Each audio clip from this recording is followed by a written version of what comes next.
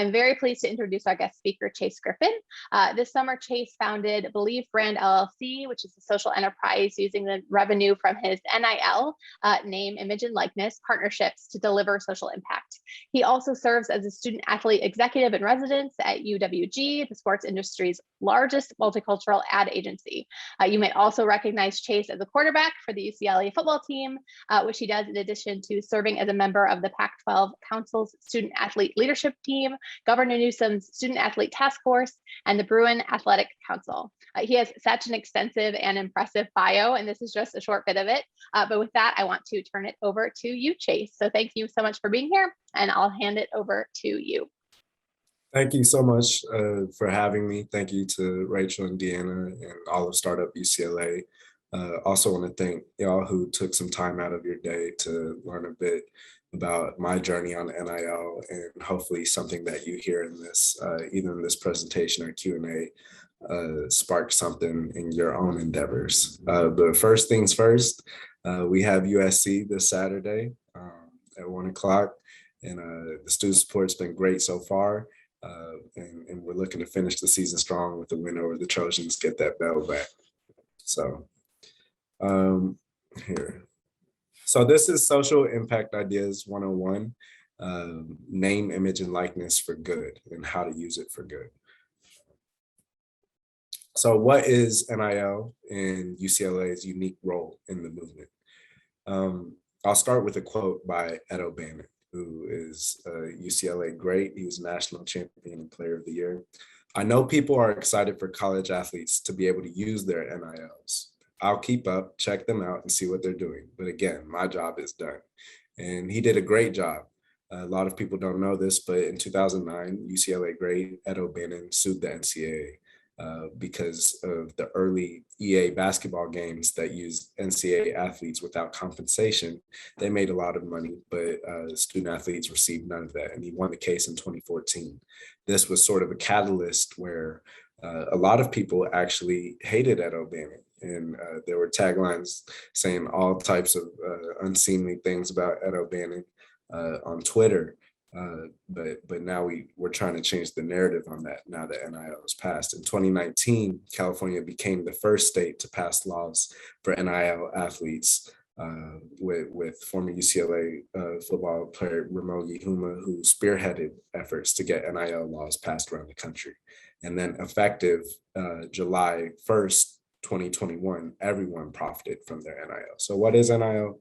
NIL is basically name, image, and likeness. And this was something that was uniquely restricted as far as student athletes goes, because students who were not athletes have always been able to make a company or have a YouTube and make monetary gain off of their own likeness. This was actually not allowed for student athletes. So now college athletes can do things that all athletes or all students can do, which is endorse products and services, be compensated for the use of their name, image, and likeness, start ventures and hold equity in entrepreneurial ventures, and then they can hire a marketing agent to represent them in these endeavors.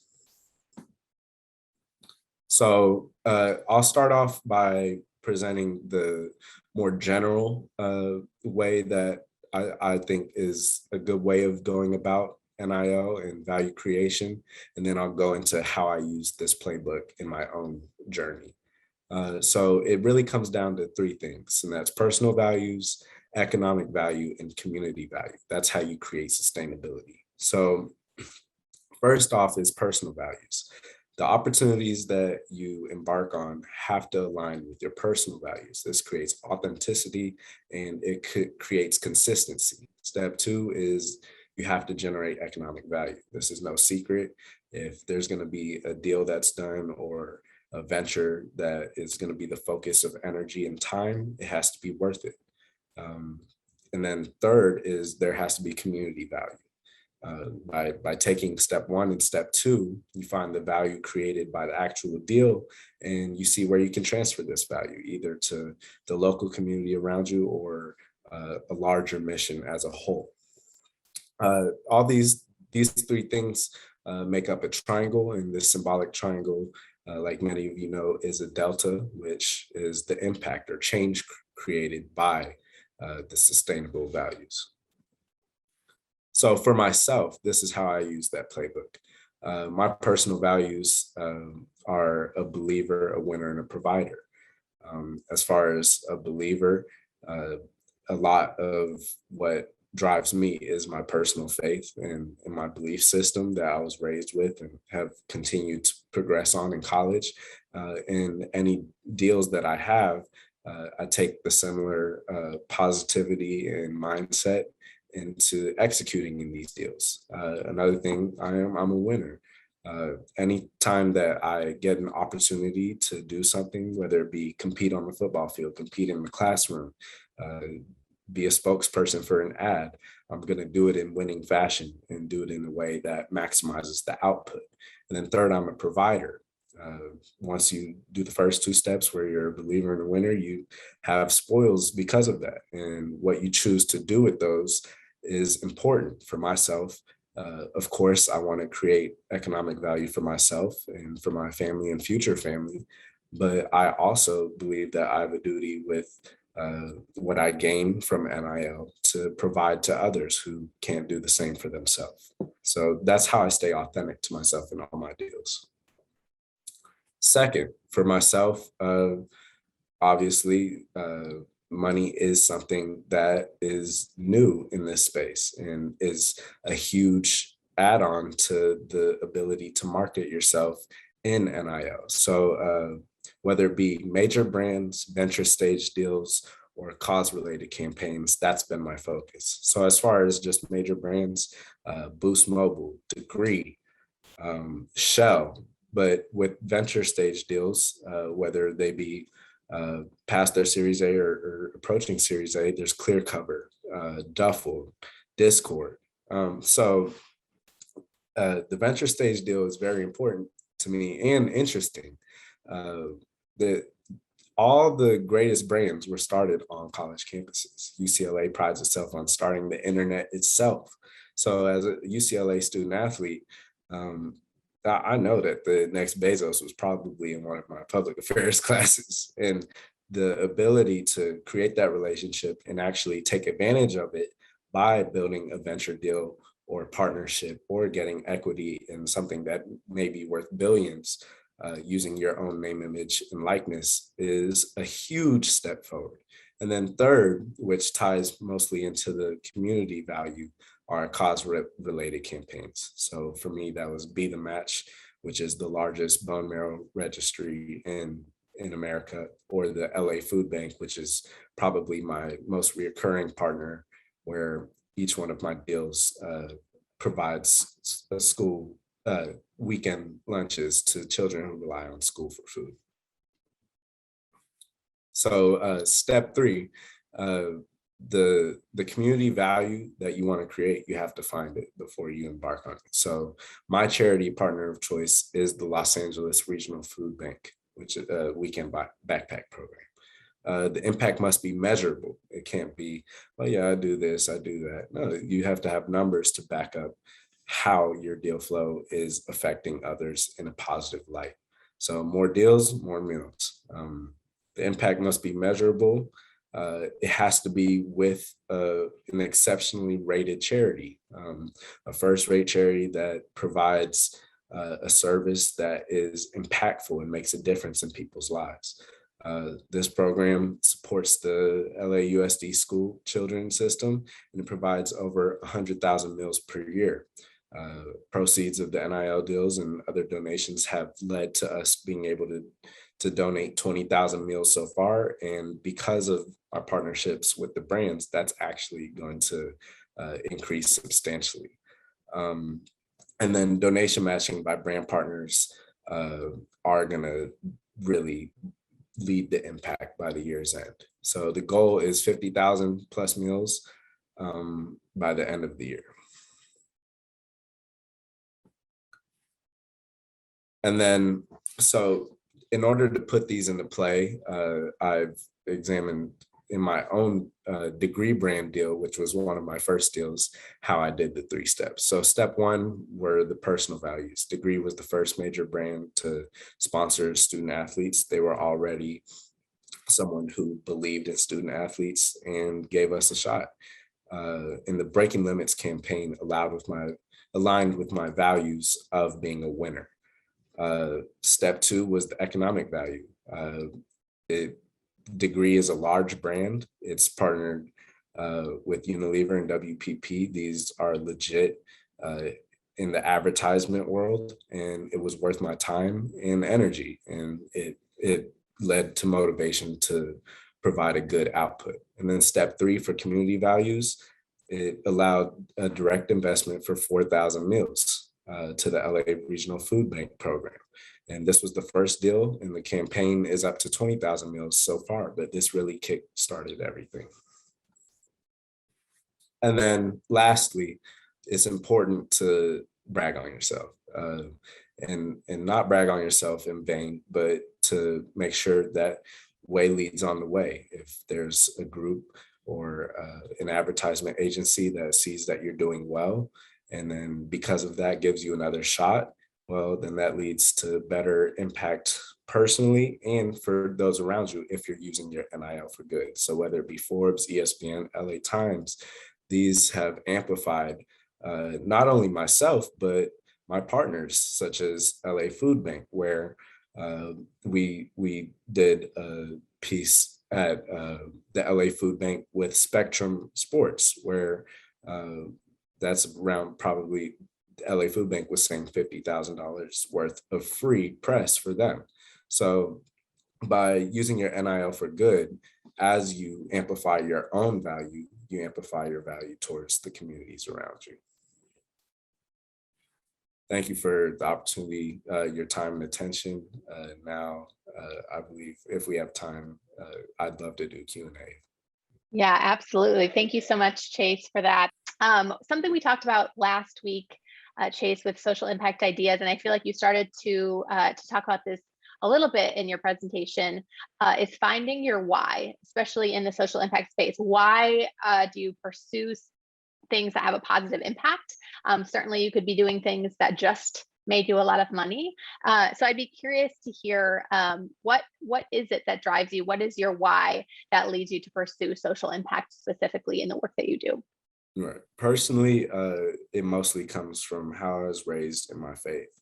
I'm a strong believer that we're here to give, we're here to spread love. And in order to do that, I know that I've been giving gifts from a place that I can't really quantify. And I'm excited that now that NIL has opened up, there's an easier avenue for athletes in my position to perform that sort of philanthropic effort. Yeah, absolutely. That makes a lot of sense. And you talked a lot too about alignment with your values and how you use that to choose partnerships. And so for folks who are looking at leveraging partnerships or leveraging strategic giving this way, I'd be curious to know if there's ever been an opportunity that you had to turn down or something that you had to walk away from because it wasn't aligned, and how you kind of balance. We talk a lot of, in social entrepreneurship about balancing purpose and profits. So you don't have to give, any specific details, Right. but has there been, or is there something that you kind of have to draw the line in that area? Right. I think as far as turning down deals, there's been some deals that I've had to modify, mainly to meet the economic value part of it, and that's sort of a more typical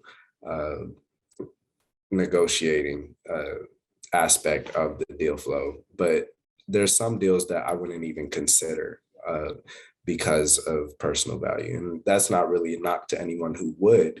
They just wouldn't be authentic to myself. And because of that, I wouldn't be able to consider them. So I think there's some deals that haven't really been turned down, but ones that wouldn't even be considered because of my personal beliefs. Got it. And how important has it been to make that decision? Because I think we talk a lot about, or I hear this a lot, where it's easy to kind of think these things in theory, but it's harder when push comes to shove, especially when money is on the table, to Right. really align your values. How important is it, or can you talk a little bit about what you had to do up front to make sure that you like stick to those things? And how important is it for folks who are looking at this kind of work? Right. I think that you attract sort of what you're about.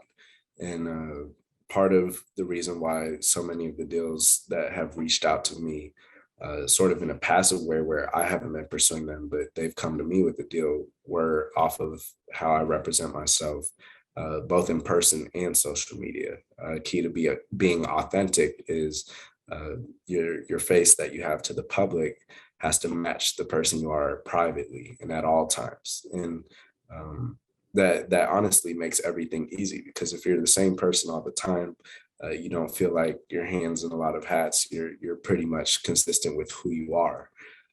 So whether it be a certain brand reaching out that aligns with me, or the partnership with the food bank, which aligns with some of the work that I did growing up, where I would volunteer on the weekends to break down boxes and offload for the local food pantry in the city of Round Rock back in Texas.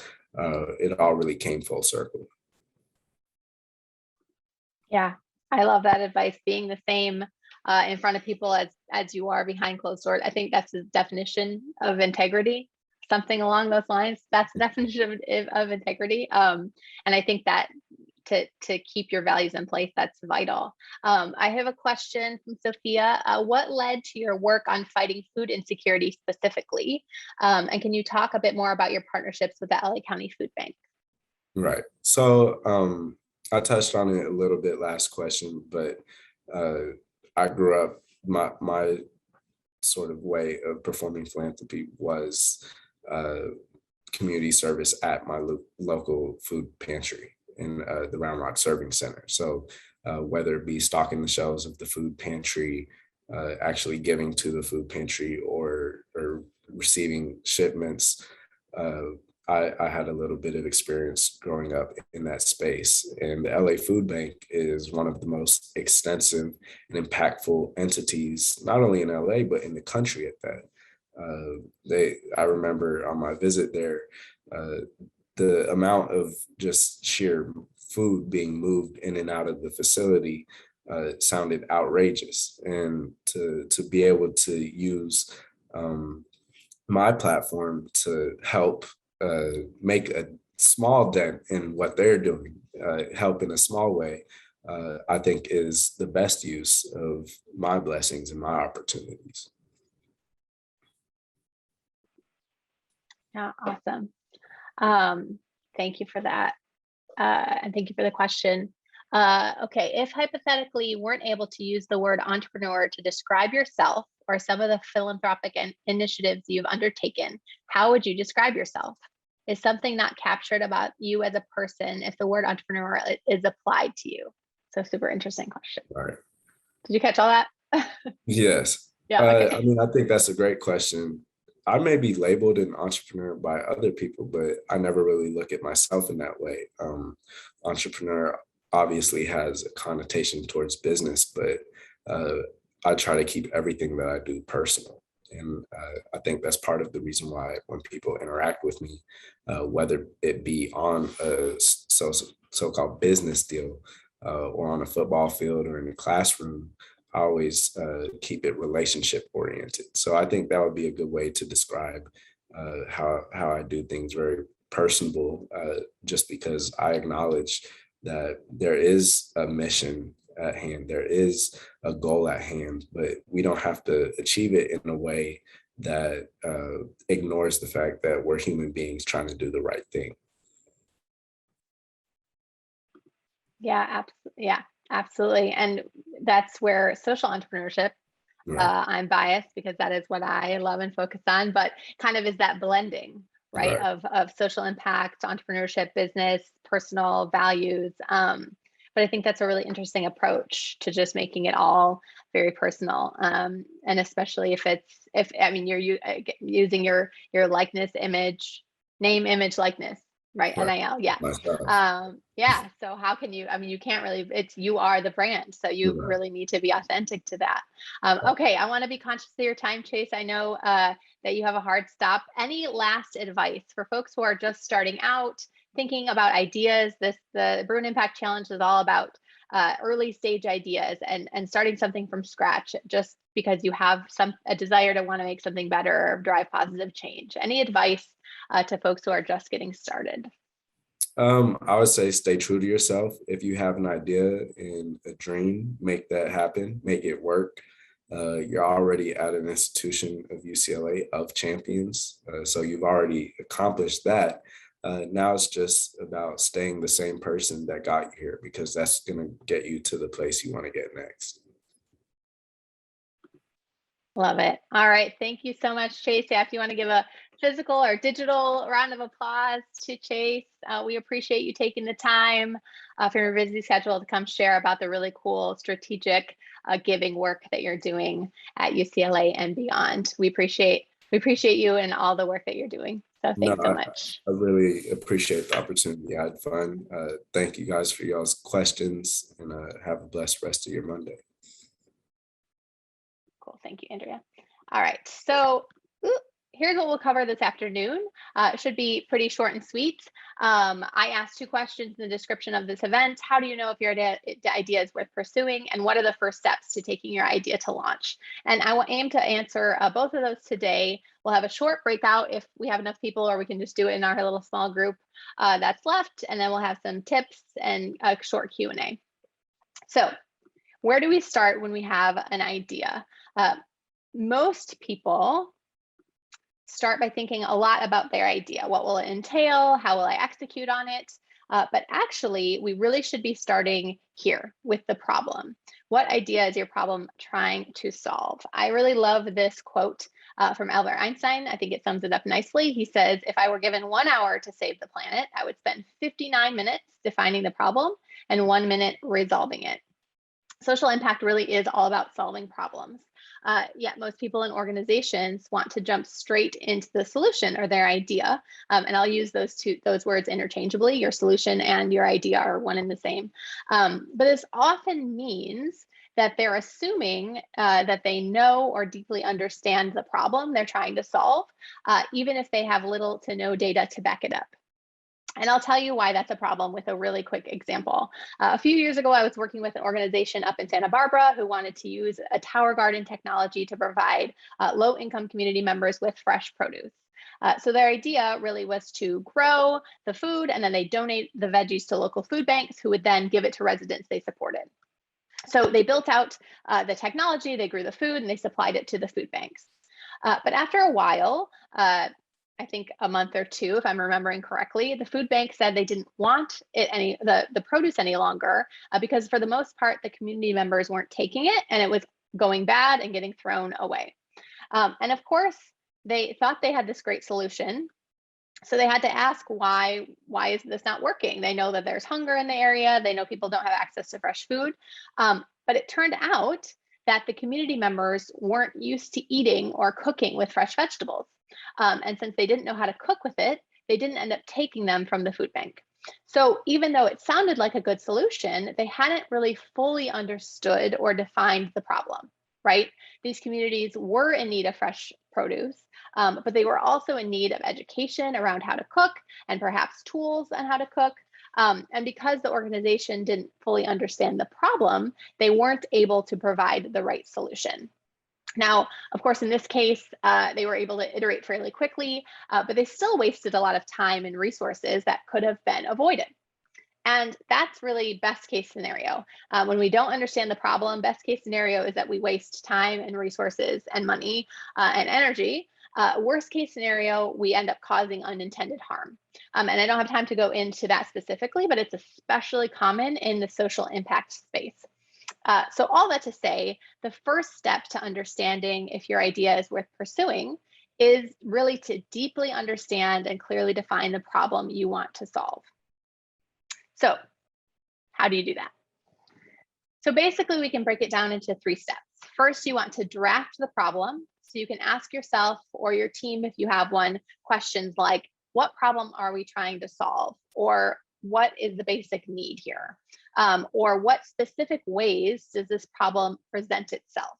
And most importantly, who is most impacted by this problem, or who stands to benefit most from its solution? And those people are called your experts. So those are folks with lived experience with the problem or professional expertise or training. And these are the people you really want to hear from and listen to most of all. Yeah. All right. So next, you want to validate your assumptions by seeking to understand and empathize with these experts. So even if the problem is something you have personally experienced, you're still making a lot of assumptions, like other people are other people have experienced the problem the same way that you have, or perhaps you're assuming that you know the root cause to the problem. So you want to validate these assumptions by doing things like looking at existing research that, again, is centered on those experts. You can develop quality surveys to get really good quantitative data, and also conducting one-on-one, what we call problem interviews, to get really good qualitative data. And there are some really good problem interview frameworks out there, if you just Google that, to really help center the problem and define the problem. At the end, also, just wanted to mention, I have some tips on how to make sure your surveys and interviews are really getting the information you want. But for now, let's move on to the last step, which is to define the problem. So you've drafted the problem, and then you've made some assumptions in that draft, and then you've validated those assumptions by listening to people with lived experience. And now you want to use all the data that you gathered to iterate and actually define the problem. And you ask questions like, did I have the right problem in the first place? Or are there underlying issues that I want to include as I iterate on the definition? In what additional ways did the problem present itself that I may not have seen before, or that other people experienced that I haven't? And lastly, what did you learn about those who are most impacted by the problem? And this is, again, especially important if you yourself haven't experienced it. So let's say your idea, a very common problem in Los Angeles is homelessness. Say you want to support folks who are experiencing homelessness, but you have never experienced homelessness yourself. You really want to make sure you're talking to folks who have experienced it, who've worked in the field, who've worked with people who have experienced homelessness, so that you can get the problem and the underlying problem correct. Does that make sense? Okay. So to recap, draft the problem, listen to experts, validate your assumptions or invalidate your assumptions, and then use what you've learned to truly and clearly define the problem. So I want to quickly ask if anyone has any questions before we move into some short breakouts. Cool. So once you've defined and validated your problem, then you can move on to thinking about the solution, which is the next step to taking your idea to launch. When we talk about validating solutions, we look at 3 areas. And if we've had a venture consulting call I have with a couple of you, you may have heard me talk about this. This really is what we call kind of the sweet spot for innovation. We're looking for feasibility, viability, and desirability for your idea. Basically, do people want it? Can you make it? And will it last? So let's talk about each real quick.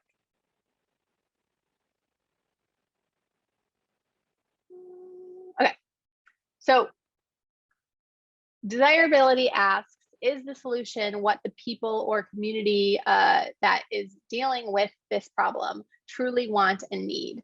Are we planning to deliver in a way that makes sense for them? And what does success look like as a positive outlook for them? And this is why it's important to be talking to people who are experiencing the problem.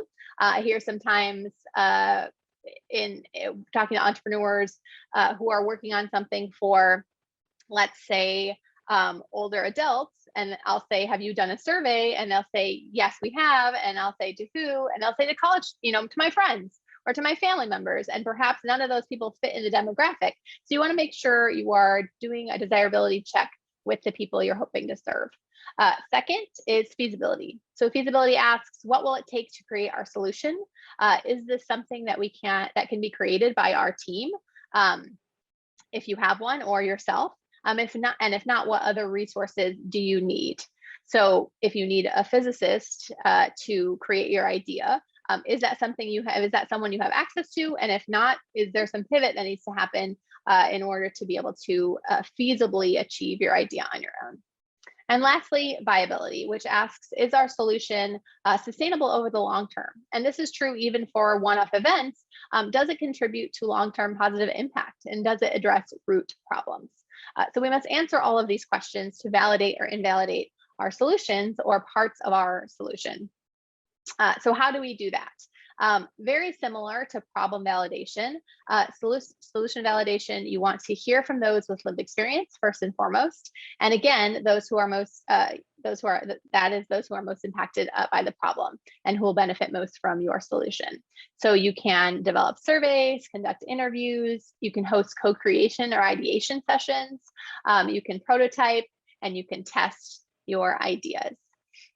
So if you want kind of a deeper dive into any of these areas, please reach out to me. I'm happy to kind of go over some more details of those at any time. But for today, I just want to give you some quick tips about how to really make the most out of your surveys, your interviews, and your tests or your collaboration sessions. So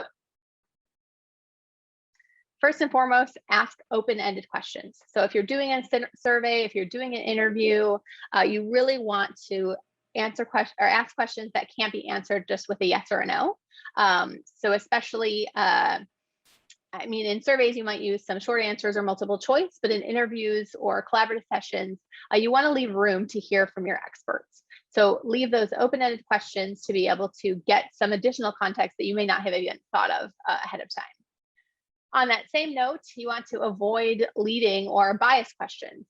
So meaning if you're looking for a specific response or you want to kind of lead them towards your solution, that's going to give you data that is invalid. So to get the best data, you need to give people a chance to give you honest and unbiased questions that don't lead to your solution or don't just back up kind of the data that you're looking for. You want to seek out root problems and underlying issues. This is especially important if we want to make systemic and lasting change. We don't just want the symptom of the problem. We want to find out what is truly the root problem. And lastly, we want to always listen and observe. Again, this is most important for in-person interactions where everybody or where you're in person and you have body language or facial expressions that can really tell you something. Or maybe you're gathering data without asking any questions at all. So this is a really interesting type of research where you just observe folks in a situation, which is another great way to gather data. And in that case, you want to make sure you're always listening, but also observing and not just thinking about the next question you're going to ask. I do want to note one thing before we go into questions. For your proposal and pitch for the Bruin Impact Challenge, you don't need to have done any of these things. We just want to see how you plan to do them. So we want to know that you've thought about the problem space, about the people and communities it impacts, and that you've thought about how you would go about validating the problem and the solution. Cool.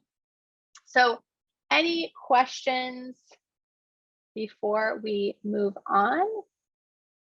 We will move quickly into our key takeaways from this afternoon. So start with the problem, as we mentioned. Don't start with the solution.